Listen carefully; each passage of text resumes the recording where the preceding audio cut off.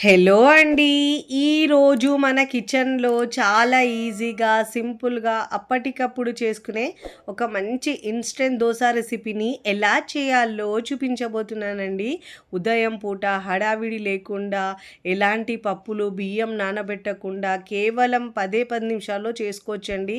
టిఫిన్‌కి ఎలాంటి పిండి లేనప్పుడు ఇన్‌స్టంట్‌గా చేసుకోవచ్చండి. 1, 2తో అయితే అస్సలాగరండి. క్రిస్పీగా తిన్న కొద్దీ తినాలనిపిస్తాయండి.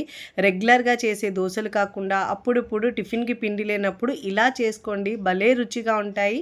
మరిక ఏమాత్రం ఆలస్యం చేయకుండా చాలా ఈజీగా, సింపుల్‌గా చేసుకునే ఈ దోసను ఎలా చేయాలో చూద్దాం రండి. ముందుగా ఇక్కడ నేను ఒక మిక్సీ జార్ తీసుకొని దాంట్లో 1 కప్పు బియ్యపిండి తీసుకోవాలండి. కొన్నదైనా పర్వాలేదు, ఇంట్లో పట్టించిందైనా తీసుకోవచ్చండి. ఏ కప్పుతో అయితే బియ్యపిండి తీసుకుంటున్నామో అదే కప్పుతో 1 కప్పు శనగపిండి తీసుకోవాలండి. అదే కప్పుతో 3/4 కప్పు సూజీ, బొంబాయి రవ్వ, ఉప్మా రవ్వ అంటారు కదండి, ఆ రవ్వను తీసుకోవాలండి. అదే కప్పుతో 1 కప్పు టమాటోల్ని ఇలా చిన్న ముక్కలుగా కట్ చేసుకొని వేసుకోవాలండి.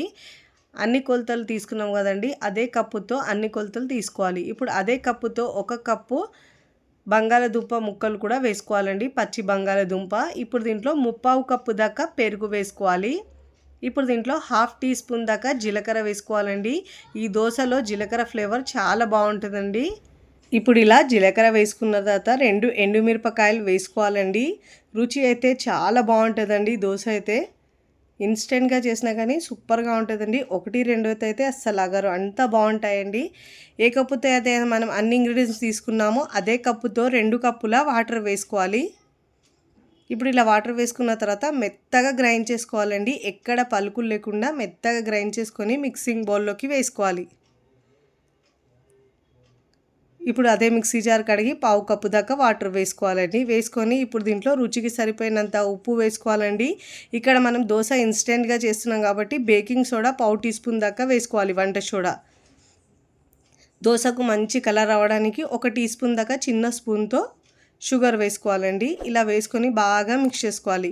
ఇప్పుడు ఇలా బాగా మిక్స్ చేసుకున్న తర్వాత స్టవ్ మీద పెనం పెట్టుకొని, పెనం బాగా వేడి అయిన తర్వాత వాటర్ చిలకరించి టిష్యూ పేపర్ లేదంటే క్లాత్తో తుడుచుకున్న తర్వాత 2 గరిటెలు పిండి వేసుకొని పల్చగా స్ప్రెడ్ చేసుకోవాలండి. ఫస్ట్ టైం నా ఛానల్ చూస్తున్న వాళ్ళు ప్లీజ్ నా ఛానల్ని సబ్స్క్రైబ్ చేసుకోండి, లైక్ చేయండి, పక్కనున్న బెల్ ఐకాన్ని ప్రెస్ చేయండి. ఇలా ప్రెస్ చేయడం వల్ల నేను పెట్టే వీడియో నోటిఫికేషన్ ముందుగా మీ హోమ్ పేజ్కి వస్తాయండి. ఇలా వేసుకున్న తర్వాత పైన తడి ఆరిన తర్వాత ఒక 1/2 టీ స్పూన్ దాకా ఆయిల్ వేసుకొని మంచి గోల్డెన్ కలర్ వచ్చే వరకు కాల్చుకోవాలండి. ఇక్కడ నేను యూజ్ చేసే ప్రోడక్ట్స్ ఏమైనా కావాలంటే డిస్క్రిప్షన్లో లింక్ ఇస్తానండి, అక్కడ నుంచి మీరు బై చేసుకోవచ్చు. ఇలా మంచి కలర్ వచ్చిన తర్వాత ఫోల్డ్ చేసుకొని ప్లేట్లోకి తీసుకోవాలి. చూడండి ఎంత మంచి కలర్ వచ్చిందో. ఇదే విధంగా మిగతా పిండితో 1 బై 1 దోశలు వేసుకొని ప్లేట్లోకి తీసుకోవాలి.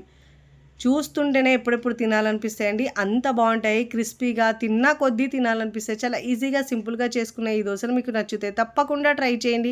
ట్రై చేసి ఎలా కుదిరిందో కామెంట్ ద్వారా తెలియచేయండి. మీకు నచ్చిన చట్నీతో సర్వ్ చేయండి. నేనైతే టమాటో చట్నీతో సర్వ్ చేస్తున్నానండి. రుచి అయితే అద్భుతంగా ఉంటుందండి. వీడియోని లైక్ చేయండి, లైక్ చేసి హై బటన్ని నొక్కండి, ఫ్రెండ్స్ ఫ్యామిలీకి షేర్ చేయండి.